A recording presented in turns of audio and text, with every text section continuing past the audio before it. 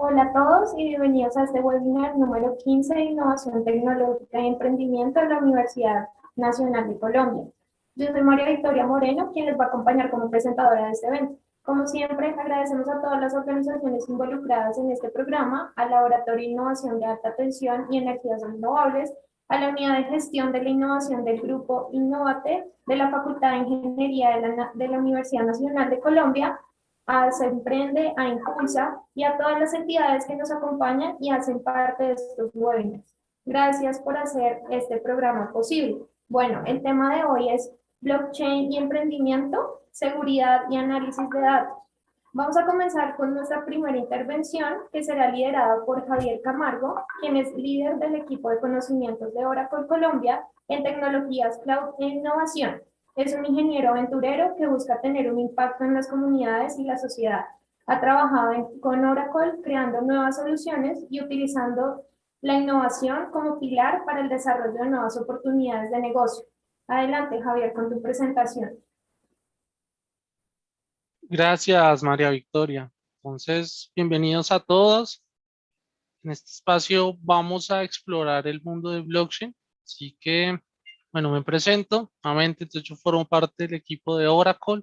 Yo trabajo en los temas de innovación, en los temas de cloud. Y en la ocasión de hoy vamos a hablar sobre blockchain.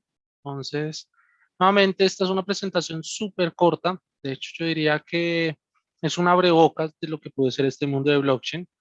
Les voy a contar entonces rápidamente, pues primero sobre el impacto. Quiero que exploremos un poquito de ese impacto, esa visión de blockchain. Segundo, pues ya digamos que a 10.000 pies de altura, esos componentes claves de blockchain. Y luego, casos prácticos, ¿cierto? Ya la idea de estos casos prácticos, de estos casos pues que ya están utilizando estas soluciones, ponernos a soñar, ponernos a imaginar qué podemos hacer con este tipo de tecnologías. Entonces, como les decía, primera, digamos, pregunta y primer tema a discutir es el tema de la demanda de blockchain. Entonces, pues yo sé que muchos escuchamos sobre el tema de blockchain, escuchamos bastante, por ejemplo, sobre la existente demanda, escuchamos que pues, las criptomonedas, que por ejemplo monedas diferentes como Dogecoin, Bitcoin, eso están teniendo ahorita pues una caída importante, cosas de ese estilo, pero yo sí la invitación de hoy es a soñar un poco con todo el tema de esto en el mundo empresarial. Entonces, ¿esta demanda es real? Es la pregunta. Así que bueno, según IDC, entonces según IDC, según esta consultora, casi que para el 2023 las personas van a invertir alrededor de 11 billones de dólares en servicios de blockchain. Casi que van a invertir un tercio de esto, por ejemplo, en investigación y también en servicios manejados. También ellos dicen que para el 2023, casi que el 80% de las organizaciones del top 500 van a tener el tema de blockchain como una de sus prioridades a nivel de negocio. También, pues que las empresas van a invertir alrededor de 1.4 a nivel, por ejemplo, de inversiones en blockchain. Esto es un poco del alcance. Hay muchas más estadísticas, nuevamente esto sobre todo en el escenario, digamos que empresarial. Pues a nivel de blockchain sabemos que tiene una aplicabilidad bastante importante en otras áreas. Entonces, bueno, hay una demanda bastante importante. También, pues cada vez hay más y más tecnologías. Acá, en este caso, yo les voy a dar un pequeño, digamos que vistazo de Hyperledger Fabric. Este es un framework, una versión, una implementación de blockchain. Principalmente es la que más se utiliza en el escenario del mundo de enterprise. Entonces, ¿qué significa esto? Pues que a nivel de empresas, casi todas están yéndose a blockchain. Entonces, esto es, por ejemplo, un estudio que utilizó Cambridge. En este caso, se investigaron a 160 organizaciones del top 500 y en estas, pues, nos damos cuenta que la mayoría está utilizando Hyperledger Fabric, casi que el 48%. También se utilizan otros estándares. Por ejemplo, Corda en el mundo financiero se mueve bastante, tiene bastante acogida. Está pues el tema de multichan, está pues ya otro tipo de redes de blockchain. Al final nosotros utilizamos, digamos, esta tecnología de blockchain como punto de partida y sobre esta crecemos y hacemos ya la implementación. Estas que yo les menciono acá son implementaciones pues ya digamos que consolidadas en el mundo empresarial. Entonces al final, ¿por qué Hyperledger Fabric es el que más se está utilizando? Ahí cuando estén digamos analizando, principalmente es por las facilidades en temas de seguridad y manejos de transacciones. Entonces eso hace que este tipo de redes tenga bastante acogida. Así que nuevamente vamos a utilizar sobre el estándar de Hyperledger Fabric. No, esto es una visión a gran escala. La idea pues tampoco es ponernos tan técnicos. Entonces, esta visión es esos principales componentes de una red de blockchain. De hecho, esto es una arquitectura de referencia. Podemos ya extender, visualizarla en otros niveles. Es más, podríamos llegar a tener ya sobre esta los diversos, por ejemplo, vendors. Nosotros, de hecho, en Oracle tenemos ya un sabor sobre esta tecnología. Entonces, con función al final yo tengo tres grandes componentes. O sea, primero están las aplicaciones, voy a señalarla acá. Entonces, las aplicaciones o usuarios son aquellos, ya sea entidades que se conectan a la red de blockchain. Primer, digamos, primer aspecto. Segundo, son capaces de enviar transacciones que puedan, digamos, modificar el mundo de blockchain. Y tercero, entonces, son también aquellos que consumen eventos. Otro concepto, digamos, importantísimo, ya este segundo, este ya digamos que tiene un poco más de complejidad. Entonces, a nivel de blockchain, este tema, no sé si lo hayan escuchado, son los smart contracts, los contratos inteligentes, el chain code.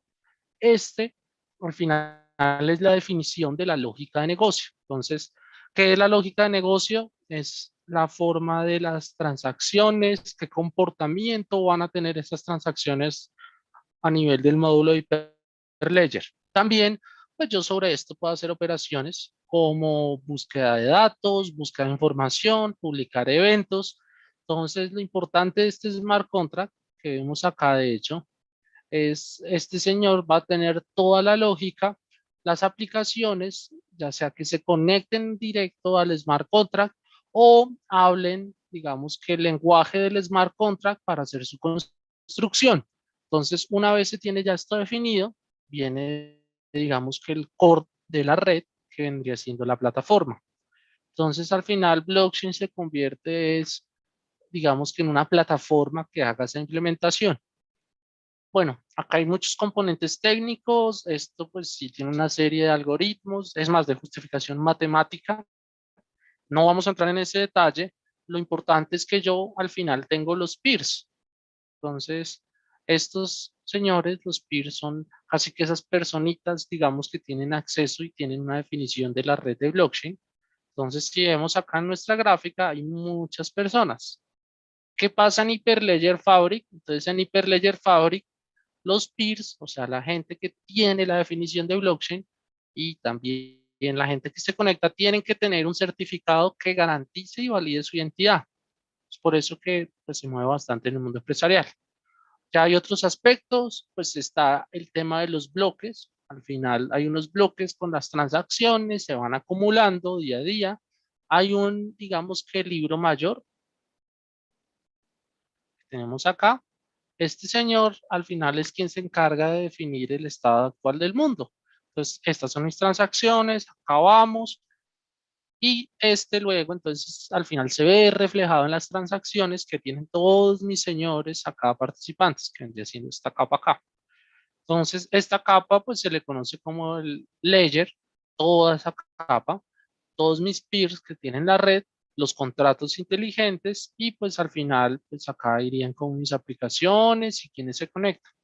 Entonces yo lo que busco en una red de blockchain, digamos como resumen, es que yo tenga un mundo de desarrolladores de conexiones, ¿cierto?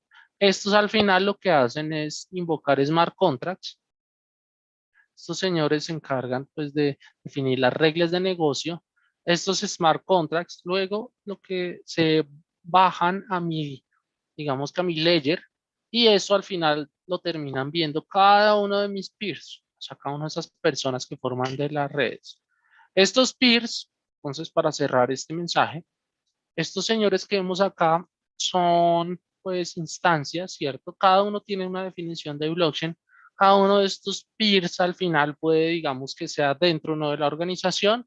Acá sí, pues los invito a soñar. O sea, en qué casos, por ejemplo, vale la pena tener una red centralizada como esta, donde pues tengamos todas las propiedades de blockchain. No entré en ese detalle, pero pues temas, por ejemplo, de no repudio, de garantizar el comportamiento transaccional, de verificar, por ejemplo, mis transacciones, todas esas propiedades de blockchain, pues yo las tengo, digamos, en este ecosistema.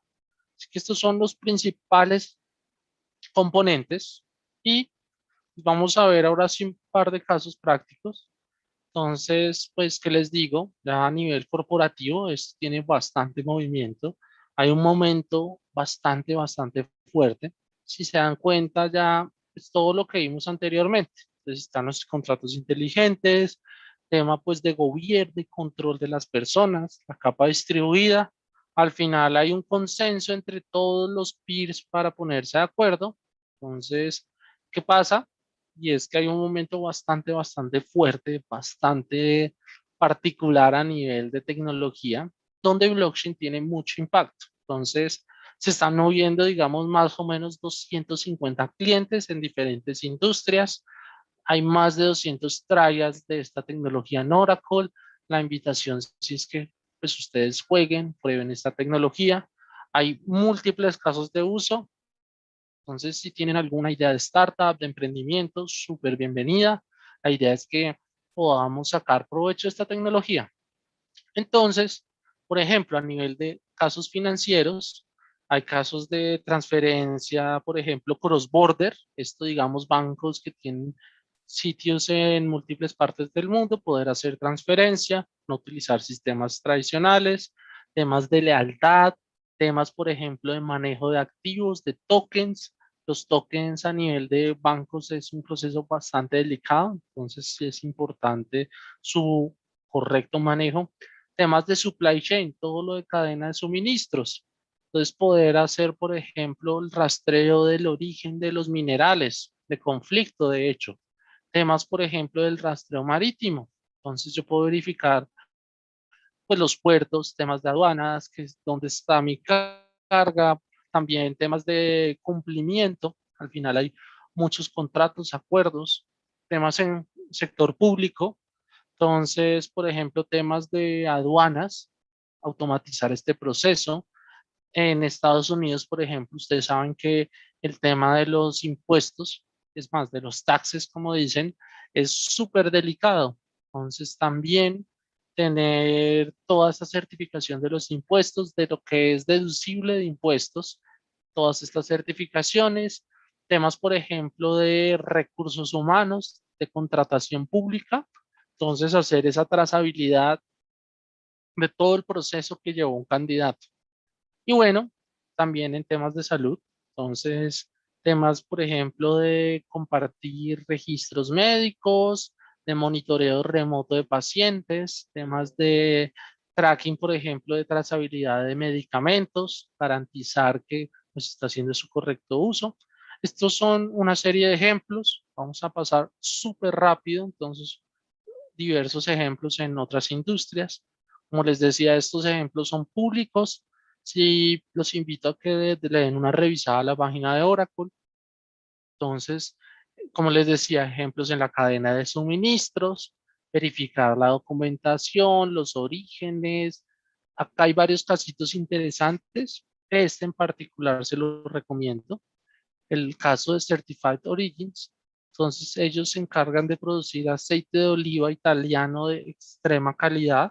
Entonces, con una red de blockchain se encargan de garantizar y mostrar el proceso que tiene cada una de esas botellas de aceite de oliva.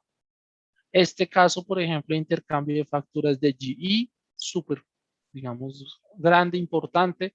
Acá, pues temas de este se los recomiendo también, el caso de Cargo Smart. Bueno, no me quedó tan bien, pero tienen 6 carriers, 6 puertos, más o menos mueven 50 millones de envíos al año, es una cantidad monstruosa, son unos gigantes del movimiento marítimo a nivel del sureste asiático. Entonces, Cargo Smart todo el tema de aduanas, todo el tema de trazabilidad de puertos, lo están haciendo en una red de blockchain. Temas de educación, digamos, yo sí quiero también invitarlos a soñar. Entonces, muchos casos de, por ejemplo, todo el tema de educación online, de diplomados, digamos que sería el símil. Entonces, el CIDEL, esto en China, ellos tienen todo el mapeo y toda la trazabilidad de los diplomas y los certificados en una red de blockchain. Entonces, hagan de cuenta, ustedes hacen un curso de blockchain y ya en una red de blockchain queda la trazabilidad de este curso. También, por ejemplo, para evitar inconvenientes con falsificación, ese tipo de cosas lo hacen en redes de blockchain. Entonces, al final yo puedo darle un QR, que ese QR ya cualquiera puede validar y con eso certificar que esa persona estudió en una universidad. Tema financiero, hay muchos casos, los invito a revisar, por ejemplo, este de Ageip, espectacular. Entonces, ellos están haciendo, pues ahí a nivel bancario hay unas redes, hay un ecosistema. Esto pues sí tiene, digamos, desde los años 60, 70 se utiliza un protocolo. Casi siempre todos los bancos tienen sus redes SWIFT, este estándar. Ahora, la AGIP en Jordania están haciendo transferencia entre sus múltiples sucursales, todas estas en el oriente, todo con redes de blockchain. Entonces, con la red de blockchain se hace la transferencia, se mueve dinero prácticamente y todo está respaldado. Y otro caso súper interesante, este de E.ON. Entonces, pues hay una tendencia a nivel de seguros, que es todo el tema de microseguros, ¿cierto? De esos seguros inteligentes. Entonces, hagan de cuenta, yo retiro ahorita dinero y puedo sacar un seguro para tener, digamos, asegurado ese dinero, pero la redundancia, para asegurar el dinero, digamos, por 30, 40 minutos, por una hora. Entonces, este tipo de microseguros yo lo tengo en mis redes de blockchain. Entonces, ellos tienen seguros inteligentes, modificables, todo esto a través de redes de blockchain. Bueno, acá hay otros casos a nivel de salud, de sector público, temas, por ejemplo, de toda la custodia de evidencias, todo está en una red de blockchain. Y bueno, temas de salud. Entonces, ya que buscamos nuevamente es aumentar este mundo de historias. Todo lo que les he contado de estos ejemplos al final son historias ya de clientes que han recorrido su camino de blockchain. Nuevamente, esto es público por si les interesa el tema, si están pensando en alguna startup, alguna idea de negocio, a lo mejor con blockchain puede ayudarles. Entonces, estas son historias en diversas industrias. Esta de Helsing se la recomiendo. Es cómo están haciendo trazabilidad de pacientes después de que estaban en una sala de urgencias con una red de blockchain. Todo el paso a paso, todo, digamos, la toma de medicamentos, digamos, con pulseras inteligentes se detecta temas de, por ejemplo, la respiración, que todo esto que. Entonces, nuevamente, ya para cerrar, estos son aún más casos. Acá, de hecho, es una invitación a, pues, a ustedes, a todos los que están viendo, y es, si tienen alguna idea de blockchain interesante, ¿cierto? Si tienen algún caso en mente, nosotros en Oracle tenemos un modelo de ISV. Esto al final es que, pues, si ustedes construyen una idea interesante, aplicable, digamos, en una industria, un caso de uso, con esa idea de blockchain y pues al final con esa solución, nosotros tenemos un marketplace. Podríamos llegar a poner la idea de ustedes en el marketplace. Entonces cualquier cliente podría, digamos, adquirir esa idea de ustedes. ¿Listo? Entonces, al final, también tenemos un ecosistema bastante fuerte de soluciones por vertical. Entonces, nuevamente, en múltiples industrias, ya son soluciones preconstruidas, temas pues de todo tipo, de manejo de facturas, bancos, temas de core bancario, temas de puntos de venta, franquicias, cadena de suministros. No sé si ustedes conozcan a este señor que sale acá. SoftBank, este, pues al final es un venture capital muy importante en el mundo. Entonces, SoftBank pues tiene todo un tema de contratos, de manejo de contratos, temas de manejo de comida, educación, etcétera, etcétera. Entonces, esto es un ecosistema ya de soluciones listas en el marketplace de Oracle que cualquier cliente podría, digamos que adquirir a demanda. Y el sueño, porque no es que podamos tener pues varias soluciones que ustedes como estudiantes en el futuro construyan, ¿cierto? Que ustedes diseñen. Y bueno, entonces esto, ya con esto damos cierre. Nuevamente era una visión 10.000 pies de altura, componentes, eh, medio técnica en cierto sentido, y pues esta serie de casos. Entonces, ya muchas gracias a todos por la atención y ya vamos por finalizar esta primer parte de blockchain. Bueno, muchas gracias, Javier. En este momento le vamos a dar paso a Gustavo Niño, quien es experto en Data Analytics, becario de Fulbright.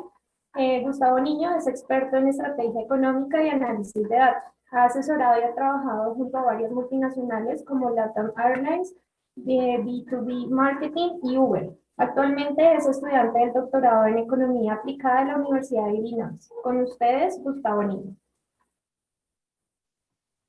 Hola, muchas gracias por darme la oportunidad de hablar en este maravilloso webinar.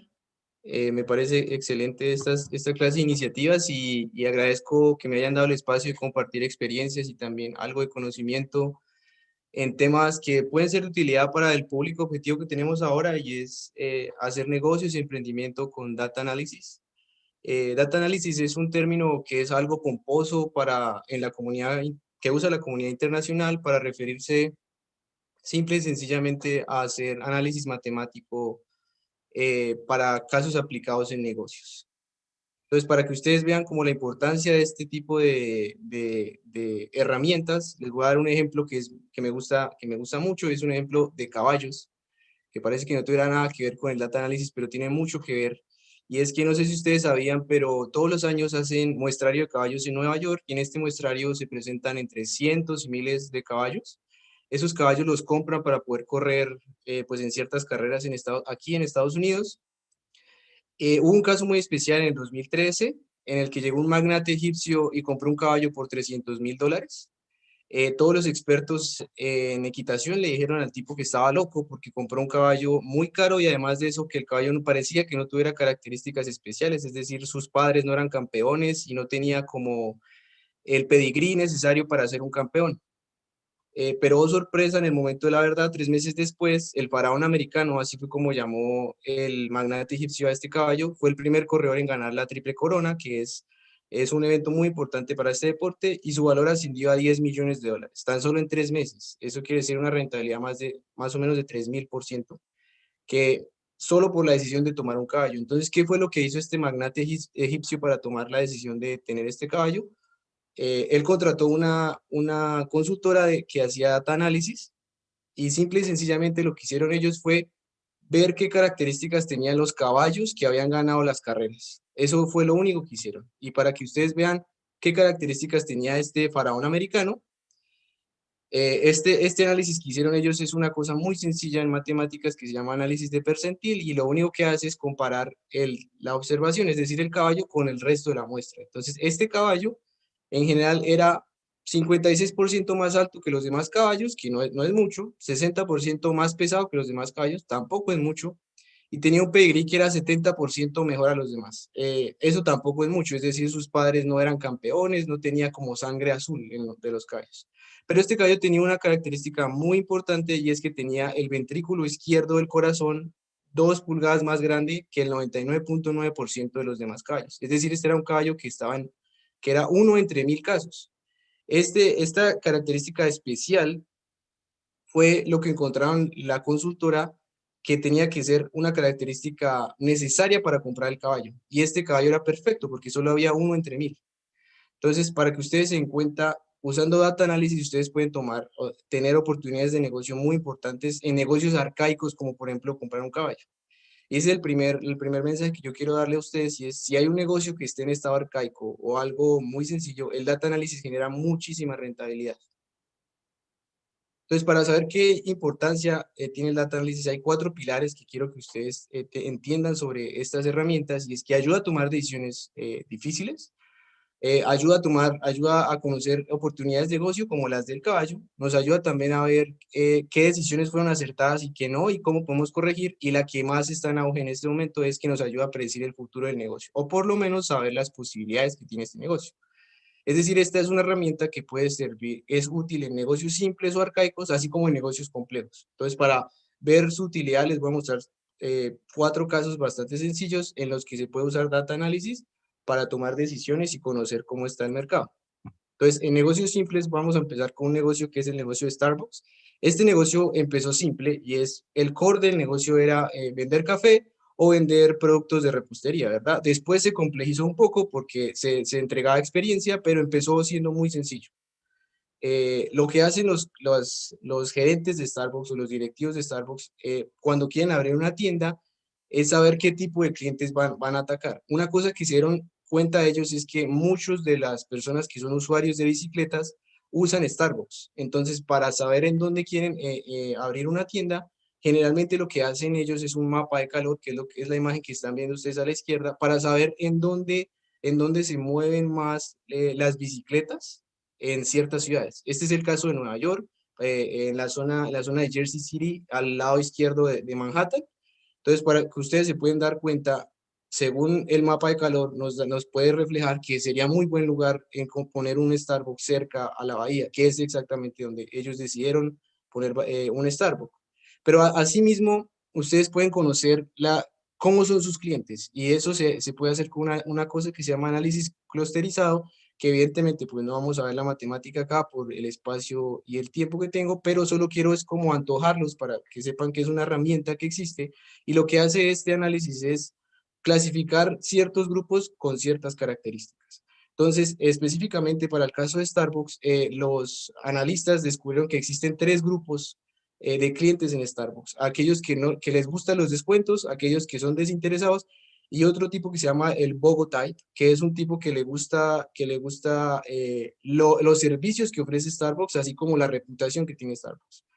Con este tipo de segmentación, la empresa se dio cuenta que los hombres predominaban en el clúster de los descuentos, y las mujeres en el clúster de los que querían reputación.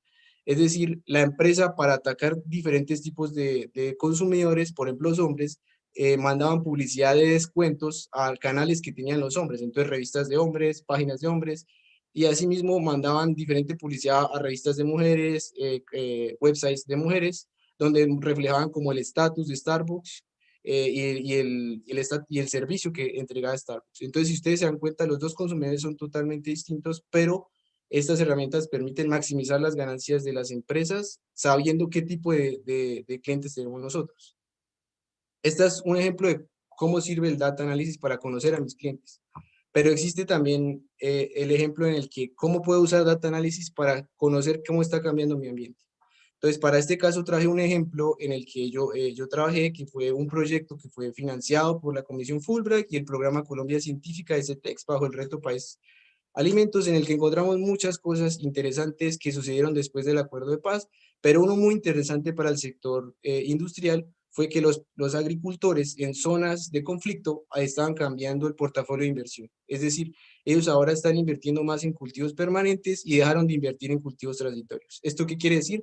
Que los agricultores en las que estaban en zonas de conflicto ahora están invirtiendo en cultivos industrializados y están dejando de invertir en cultivos de corto plazo como lechuga, vegetales y demás, sino que están invirtiendo ahora en café, aguacate, plátano, cosas que son productos industrializados que tienen diferentes servicios. Entonces, este cambio de ambiente le permite a los empresarios saber, ok, en zonas de conflicto, que son zonas que el mercado es súper cerrado y en el que puedo entrar de alguna forma, yo sé que esas personas están intentando industrializarse en este momento, entonces puedo entregarles a ellos servicios técnicos diferentes, puedo entregarles a ellos otro tipo de tecnicidades como tractores, ya no quiero entregarles a ellos tanto invernaderos porque eso no son cultivos transitorios, sino otra cosa diferente. Entonces, esto permite a muchos empresarios poder entrar en zonas que no existían antes. Eso es un negocio arcaico que uno puede entrar y es útil saber saberlo por el data análisis. Pero ustedes también pueden pensar en negocios complejos y hay mucho ahora llamando al Big Data, el Machine Learning, que esto está muy de moda, porque se usa en muchos negocios complejos y el Big Data simplemente así a grandes rasgos es el uso de información masiva, cuando uno tiene demasiada información, millones y millones de datos o miles de datos para tomar decisiones. Y el Machine Learning es una infraestructura estadística que le permite a los usuarios poder tomar decisiones, especialmente decisiones de predicción, que les ayuda a ustedes a predecir un poco el futuro. Le llaman así algo como la bola de cristal, que puede ayudarles a ustedes a ver el futuro, cómo va a pasar. Y eso es muy importante para los negocios, claro está. Entonces, un caso que me gusta mucho y que le gusta generalmente a las personas con las que he hablado es Facebook y el Big Data. Entonces, ustedes todos han estado con Facebook y ven como, ustedes ven publicidad en Facebook y dicen, oiga, pero parece que Facebook estuviera leyendo mi mente o las cosas que estamos hablando con mis amigos me están ofreciendo un servicio que me está mostrando Facebook. Ellos usan muchas herramientas de Machine Learning para poder predecir esas cosas, pero uno que es muy importante se llama el Sentiment Analysis, y es que ellos pueden clasificar qué tipo de palabras usan diferentes tipos de población y con respecto a esas palabras empiezan a ofrecer servicios. Entonces, les quiero aquí mostrar diferentes grupos de personas por tipo de edad.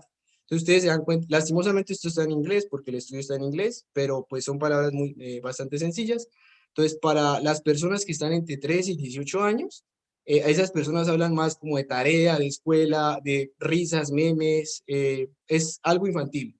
Si pasamos a las edades de 19 a 22 años, que es este sector, ya esas personas son más maduras y hablan de universidad, pero también tienen otro tipo de lenguaje como groserías, asimismo hablan de exámenes, pero también otro tipo de actividades, como actividades son un poco más orientadas a actividades sexuales y también a tomar, a estar borracho, a resacas, entonces son otro tipo de clientes. Si pasamos a la edad de 23 a 29 años, que es en la que me encuentro yo, nosotros pensamos cosas diferentes. Entonces pensamos en el trabajo, pensamos en cuánto paga el trabajo, pensamos en la posición que tiene el trabajo, pensamos en comprar un apartamento, en comprar una casa, en tomarnos una cervecita con un amigo, o en esas son las clases de cosas que pensamos y además de eso son las que escribimos en Facebook.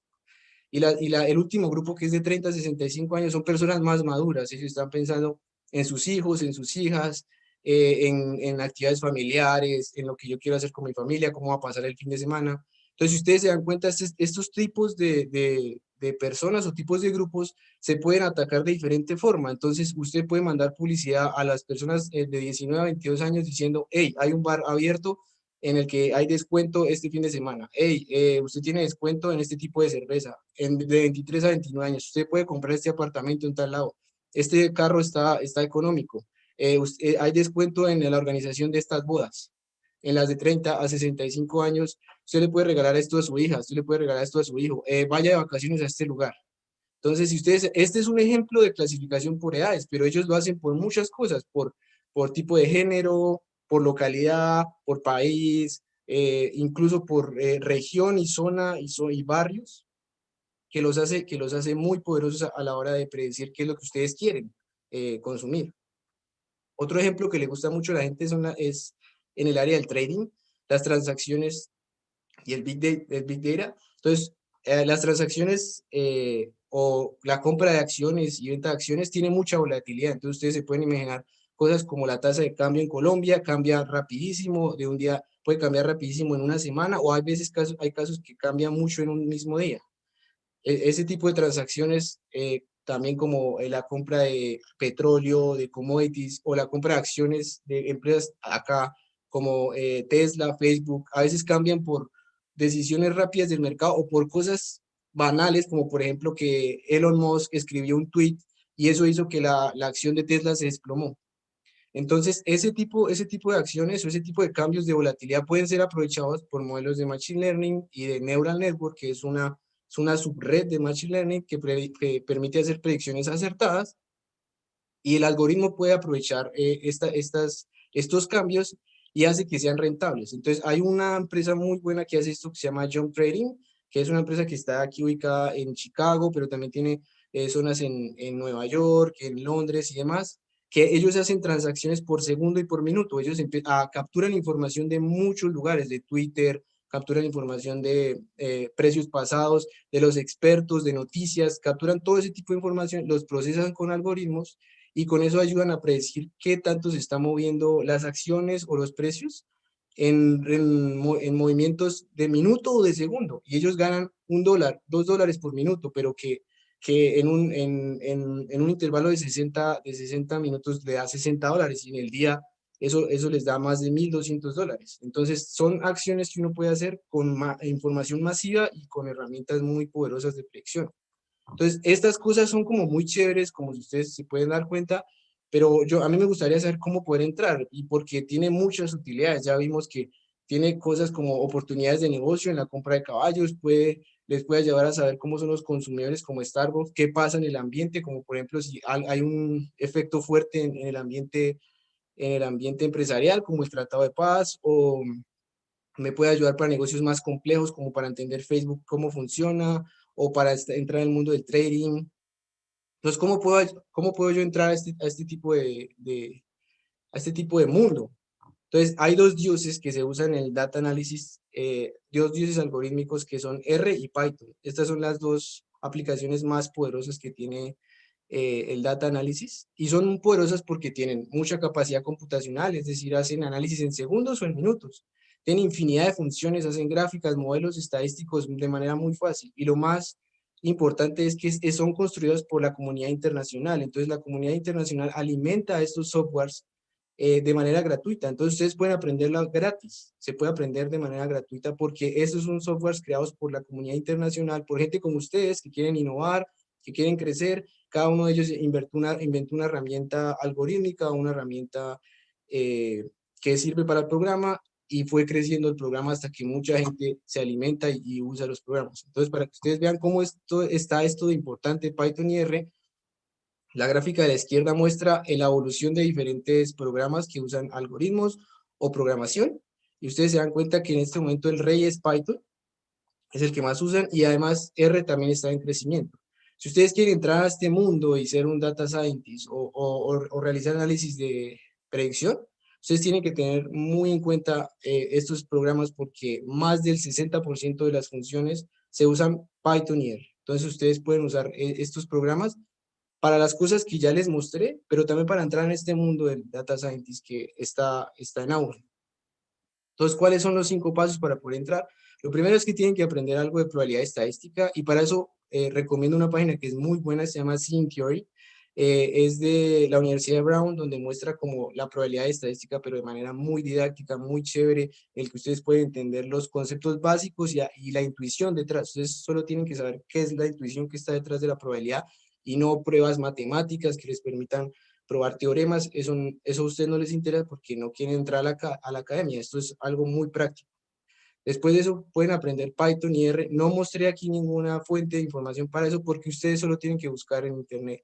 Quiero aprender Python y R. En Google les aparecen millones de páginas, en YouTube les aparecen millones de páginas y les aparece porque la comunidad internacional es muy grande y todos los días se está alimentando el software, todos los días está alimentando los algoritmos que ustedes pueden usar. El tercer paso es practique Python y R. El cuarto paso es practique Python y R. Y el quinto es practique Python y R. Y hago mucho énfasis en que es gratis porque si ustedes tal vez no se dan cuenta, pero hace 10 o 20 años había muchas barreras en la entrada de negocios. Ustedes tenían que tener capital, ustedes tenían que tener además el conocimiento, la red, el networking. Este tipo de herramientas permite que ustedes rompan todas esas barreras porque son cosas que son gratis, que yo puedo aprender por mí mismo y además que sé que tienen demanda en el mundo. En el mundo tiene este tipo de demandas, además de que yo las puedo usar en mis negocios también. Entonces, para que ustedes sepan, digamos, casos de éxito de dos jóvenes que es así personas jóvenes así como ustedes, el de la izquierda se llama Pratham, que es un joven que es especialista en Machine Learning, tan solo tiene 16 años y empezó a estudiar esto desde los 11, 10 años. Y el de la derecha es Sahil, que tiene 20 años, que creó también su propio startup con este tipo de conceptos, y lleva estudiando esto 3 o 4 años. Todos estos ejemplos, ellos trabajan para empresas de Silicon Valley, hacen freelance para empresas en Europa, hacen freelance para empresas en Norteamérica, en Asia también. Entonces, para que ustedes se den cuenta, este tipo de herramientas achica el mundo, lo hace más pequeño y hace que ustedes tengan oportunidades de poder entrar en esto. Entonces espero que esta pequeña presentación los haya motivado para poder, aunque sea inmiscuirse un poco en este mundo y usar algunas de esas herramientas para las ideas de negocio que ustedes tengan. Muchas gracias. Muchas gracias.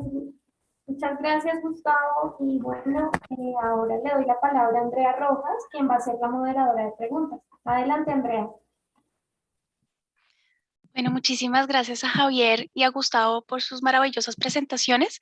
Me gustaría invitar a Sebastián Llanos, que quiere compartir una pregunta con ustedes. Sebastián, adelante, por favor. No, mentiras. Lamentablemente. Ah, no, sí, Iván. Sebastián, ¿cómo estás? Por favor, entonces enciende tu cámara y cuéntanos la pregunta. No te alcancé a ver. Ah, Sí. listo. Bueno, gracias. Bueno, mi pregunta tiene que ver para Javier. Por lo del blockchain, pues ¿cuáles son los riesgos de ataques o de hackeo de tipo, pues con la información? Pues yo entiendo que esa información, pues digamos, se divide, y pues es muy segura, pero no sé si hay riesgos o qué tipo de riesgos hay dentro del blockchain. Esa es mi pregunta. Gracias, Sebastián. Qué buena pregunta. Bueno, voy a responderte desde dos aristas. La primera es respecto a la arista pues, del estándar como tal de blockchain. Entonces, pues sí, al final blockchain nace de digamos, de un mundo matemático principalmente. Este pues, viene, digamos, de un paper de la academia. Acá hay bastante teoría. Entonces, del nacimiento de blockchain, sí, pues, la seguridad ha sido una preocupación transversal. Entonces, como tal, atacar a una red de blockchain, eso tiene unos preceptos matemáticos por debajo.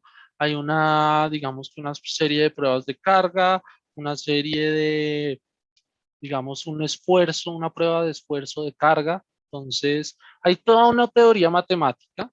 Entonces, como tal, yo no podría, digamos, efectuar un ataque sobre la red de blockchain, pero digamos que ahí, pues el tema es sobre todo los participantes de esta red, ¿no? Entonces, como esto, pues dependiendo del tipo de red, si es pública o privada, o sea, si está abierta a todo el mundo o si es una cerrada, yo lo que podría es sí atacar, por ejemplo, a los participantes, saber yo cómo me robo la identidad de unos participantes. Y es por eso que, pues, sí, a veces se pueden presentar, por ejemplo, ataques donde yo al final lo que busco es sobre todo atacar al participante, buscar cómo le puedo robar la información a él, o lo mismo en las criptomonedas, pero como tal a la red no. Y lo segundo es ya en implementaciones, por ejemplo en Hyperledger Fabric hay un tema de que es una red privada de mensaje, entonces no cualquiera puede ingresar. Y segundo está pues todo un tema de seguridad, de certificados de validación de identidad. Y esto ayuda al fin y al cabo es a que no tenga esos inconvenientes. Por ejemplo, de que me roben una identidad, yo con, digamos, este tipo de redes puedo tener un proveedor de identidad verificando quién es cada persona, digamos, con una seguridad extra. Entonces, de hecho, pues sí, detrás de esta tecnología hay mucha teoría, mucho tema que puede facilitar esa seguridad. Pero, como te decía, a nivel de la gente es posible hacer ataques y pues a nivel ya de ciertas implementaciones son más robustas que la otra, digamos, evitando esa serie de ataques. Listo, Sebastián. Bueno, gracias. Gracias, Sebastián, por compartir esa pregunta con nosotros. Le recordamos a todo el público que nos acompaña por YouTube que allí está el link en donde pueden formularnos más preguntas. Por ahora, quiero compartir con Gustavo una pregunta que viene del público y es, ¿cómo puedes encontrar datos como los que nos has mostrado o cómo se pueden construir con base en la información de los clientes? Esa es una pregunta muy buena, es una pregunta bastante buena. Estamos en una era muy diferente a la que estábamos hace muchos años y hay muchas fuentes de información. Entonces, hay una fuente que es bastante fuerte ahora es Twitter. Twitter captura mucha información por segundo. Tú puedes capturar lo que quieren los clientes por zona, por ciudad y saber qué les gusta a ellos. También hay bases de datos públicas, como por ejemplo, tú puedes hacer mapas de calor o con los tipos de clientes, es decir, por edad, por ingreso y demás, con datos que tiene el DANE. El DANE actualmente tiene una página actualizada con ese tipo de información que es muy buena y desde ahí puedes hacer mapas de calor si quieres hacer como información simple. También puedes capturar información desde Facebook. Hay bastantes herramientas que lo puedes hacer con Python también o con R. Hay muchas cosas con las que puedes capturar. O si quieres hacerlo de forma básica, que es con las surveys, que es capturar información tú mismo, preguntando a las personas bajo ciertos criterios estadísticos, le preguntas a ciertas personas de ciertos lugares, te pueden dar representatividad de la población. Entonces, hay muchas formas en las que puedes hacer esto y estamos en un nuevo mundo en el que la información es masiva. Entonces, hay que aprovechar esto. Estamos en un mundo de datos, mejor dicho. Así es. Bueno, le agradezco al público por hacernos todas las preguntas que nos están haciendo y a ti, Gustavo, por contestarnos esta que nos acaban de hacer. Para Javier nos acaban de hacer otra pregunta relacionada con seguridad y es para todo lo que se almacena en esos bloques y digamos en temas de seguridad específicamente con los emprendimientos que están empezando y que tienen un flujo de caja limitado y tienen unas limitaciones pues, y dificultades específicas y muy, muy particulares de los emprendimientos. ¿Cómo funciona el tema de seguridad si ellos quieren implementar eso en sus modelos de negocio? Listo, Andrea. Entonces, a nivel de seguridad, sí es bastante robusto el tema de blockchain. Ese es uno de los principales apalancadores que yo utilizo esta tecnología, el componente de seguridad. Ahora bien, pues ya en el contexto emprendedor, ya en el contexto de costos, hay que tener bastante claro ese caso de uso. Entonces, mi caso de uso amerita el uso de tecnología de blockchain. Entonces, esto al final nos va a llevar a sí o no.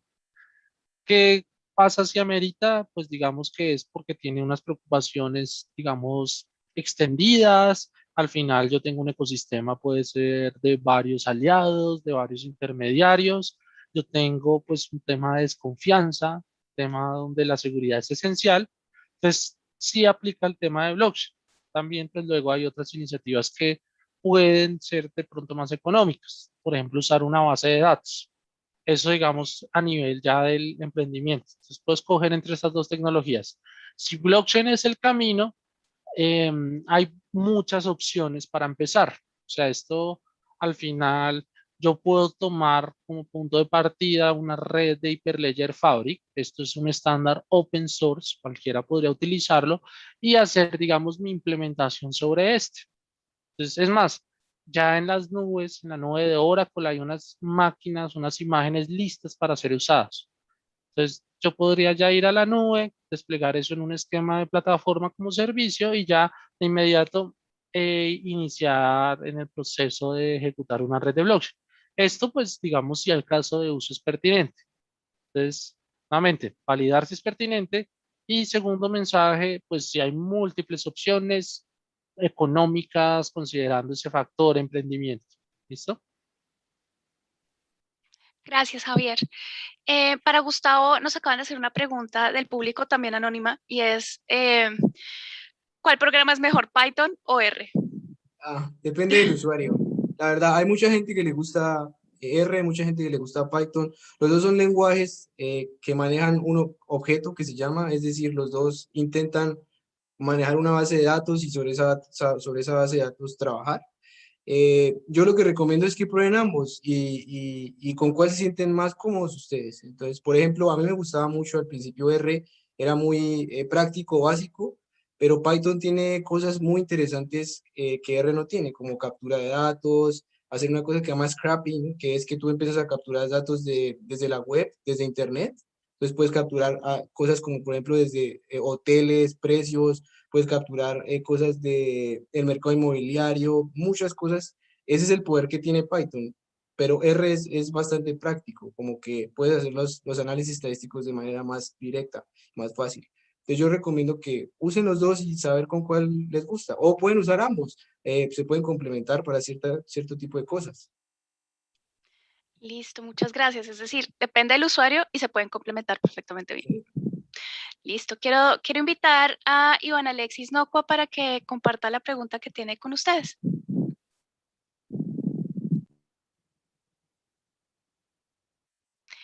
Iván, no te estamos escuchando bien. ¿Ahí ya? Sí, ya. Ok, gracias. Bueno, buenas noches para todos. Yo soy Iván Alexis Nocua, estudiante de Ingeniería Agronómica de la Universidad Nacional. También participo en el concurso de innovación tecnológica y tengo dos preguntas.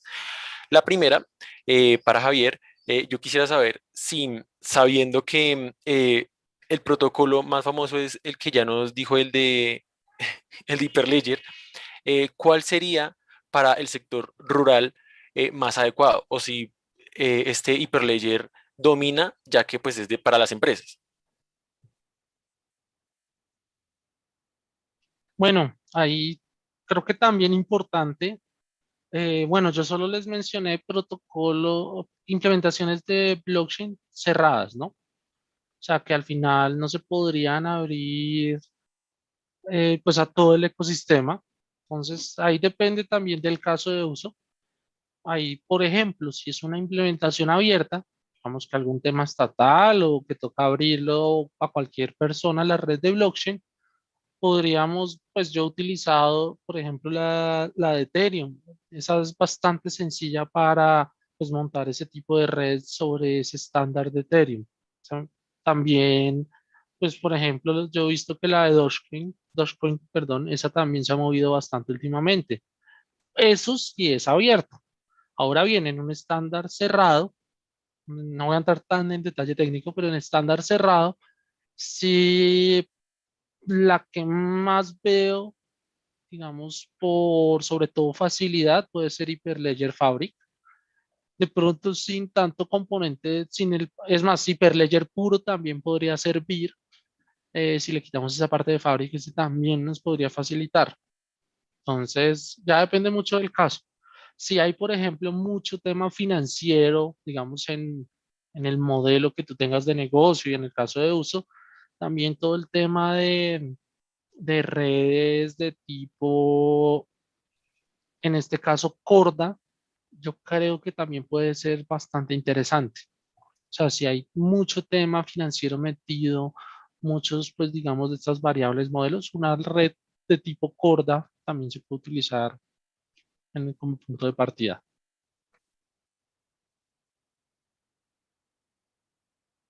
¿Vale? Iván, otra vez estamos sin escucharte. No Qué te raro. preocupes. No sé qué Adelante. está pasando, pero bueno, ahora para Gustavo tengo otra pregunta y es, dado que estamos como en el mundo de la data y hay datos por montones y podemos capturar, sea datos económicos, espaciales, como lo que nos muestra datos de calor o características por lo menos de una planta, en mi caso que me interesan, dado que tuve esta oportunidad de estar en este proyecto en el que salió que las víctimas del conflicto armado pues tienden a estar en cultivos más de ciclo largo o perennes, yo quisiera saber cuál considera él que eh, sea, deberíamos ser más específicos en la captura de dato o económico o de característica morfológica para el país. Si, ¿cuál cree que Colombia debería hacer como énfasis? Más allá de que todos son importantes, uno en el que debería como enfocarse para capturar muchos datos, no sé, sea económicos del área rural, espaciales del área rural o morfológicos de las especies vegetales. Esa es una pregunta muy buena porque es saber en qué enfoco mis recursos, ¿verdad? Eh, Hay una cosa muy interesante y es que me he dado cuenta aquí que hace, digamos, las empresas de Estados Unidos y además, y también las universidades que hacen en Estados Unidos, es que hacen productos complementarios. Entonces, hay muchos proyectos que son bastante complementarios entre diferentes ramas. Entonces, por ejemplo, acá en la Universidad de Illinois hay un proyecto que se llama el Proyecto de Sostenibilidad Agrícola, que lo que busca es que muchas cosas se puedan combinar, como por ejemplo la bioeconomía, que tiene que ver con cosas que hablas tú de características morfológicas de las plantas, con características que tiene que ver económico, con características económicas que permiten que el cultivo sea rentable. Entonces yo lo que digo es, no es tanto escoger entre, concentremos entre la morfología o mejoremos la especie para que sea más productiva o mejoremos el tipo de cultivo para que llegue a instancias internacionales, sino que se puede complementar muchas cosas, se pueden hacer proyectos conjuntos en el que podamos tener biólogos, agrónomos, combinados con economistas, ingenieros, que permitan hacer el mejor cultivo con la mejor productividad, pero asimismo que se pueda buscar mercados internacionales o mercados locales con mejores oportunidades para los agricultores. Entonces, un ejemplo muy bueno que existe aquí en Estados Unidos es una cosa que se llama la Liga del Brócoli, que está en el lado izquierdo de Estados Unidos. Lo que hacen ellos es que combinan agricultores, biólogos, economistas, para saber las mejores opciones en las que uno tiene que cultivar y en qué época se tiene que cultivar, bajo qué variedad también, porque aquí en Estados Unidos no se puede cultivar todo el tiempo porque hay estaciones, entonces ellos lo que hacen es que coordinan qué tipo de cultivos van cultivando en toda la región occidental de Estados Unidos, y después, pero además de eso tiene un componente biológico, ¿verdad? Porque no todas las plantas se adaptan a todos los lugares. Entonces es una combinación que tienen ambos, que es muy productiva para el país. Muchas gracias, Gustavo. Muchas gracias, Iván, por hacernos tu pregunta y a Gustavo y a Javier por respondernos las preguntas de nuestros invitados y del público. Nos hemos quedado sin tiempo, entonces le voy a dar paso a María Victoria para que nos ayude con el cierre. Muchas gracias a todos y fue un placer escucharlos. Gracias por invitarnos. Bueno, Gracias por la invitación. Bueno, gracias. Entonces, para terminar, los queremos invitar al próximo webinar que se dará a cabo el 9 de junio. El tema que se va a tratar es ¿Estamos listos para un mundo digitalizado?, donde nos estarán acompañando diferentes panelistas o especialistas en el tema. No se lo pierdan. Y adicional, les queremos extender la invitación a la presentación final de los proyectos del concurso de innovación tecnológica que se llevará a cabo el próximo 8 y 10 de junio de 6 p.m. a 8 p.m. para que tampoco se lo pierdan. Y para terminar, ya queremos recordarles a nuestros participantes de Reto a la U el programa de Introducción a Ingeniería Eléctrica y del concurso de Innovación Tecnológica que en este momento se está presentando en pantalla y se están compartiendo en los comentarios de YouTube en el link para acceder a la pequeña trivia que tendremos para la sesión que acabamos de finalizar. Recuerden que resolver esta trivia es necesaria para que reciban los beneficios propuestos para ustedes. Muchas gracias por acompañarnos y esperamos verlos en el próximo webinar y la presentación final del concurso de innovación tecnológica. Les agradecemos por su tiempo y feliz noche. Hasta luego.